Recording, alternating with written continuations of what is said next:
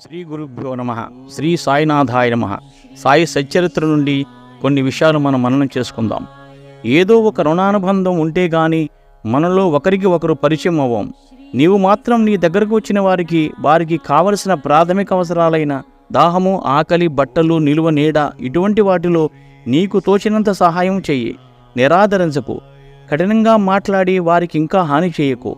వారికి చేసిన మేలు నీకు అక్కరకు వస్తుంది. నీకు ఒకానొక కష్ట సమయంలో చాలా మేలును కలుగు చేస్తుంది. గుర్తుంచుకో, నీవు చేసిన మేలు అలాగే కీడు కూడా నీ వెంటనే ఉంటాయి. గురుకృప ఎలాంటిదంటే అంజనము లాంటిది. అది మన కళ్ళకు కప్పిన మోహపాశమును తొలగించి దివ్య దృష్టి కలుగుజేయును. దాని వలన అంతా సత్వగుణ దృష్టి కలుగును. ఓం శ్రీ సాయినాథాయ నమః.